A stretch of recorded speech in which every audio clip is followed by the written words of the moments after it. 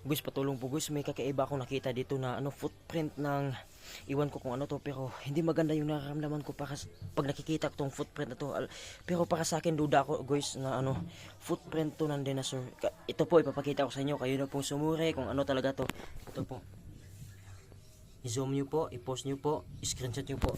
Kung may kakilala kayo na dentist, archaeologist, scientist, or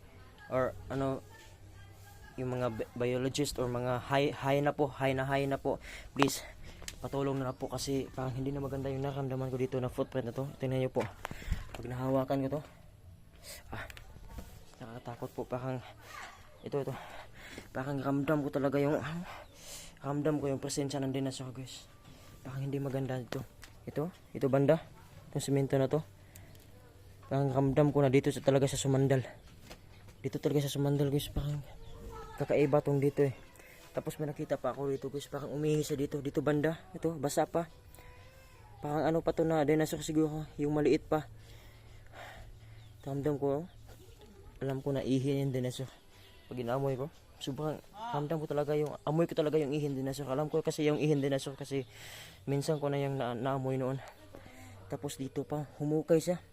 Naghukay pa siya dito. Naghukay, baka gusto pumasok sa dito sa sa septic tank namin guys. Pero hindi ko alam kung saan pumunta yung dinosaur na yon. Duda ko lang kasi dinosaur yun kasi wala naman ibang talagang fingers na tatlo maliban sa dinosaur, di ba? Kaya siguro doble ingat na talaga ako dito guys, no. Please patulong naman po kung may kakilala kayo na yung archaeologist, scientist, or high po na person or biologist, please patulong po. Kasi parang delikado yung pamilya ko dito. Siguro kailangan ko na ng lagyan ng wall ng yung bahay namin dito, no, yung bakod. Kailangan doble ingat ako dito, dapat times 2 ingat ako dito ngayon.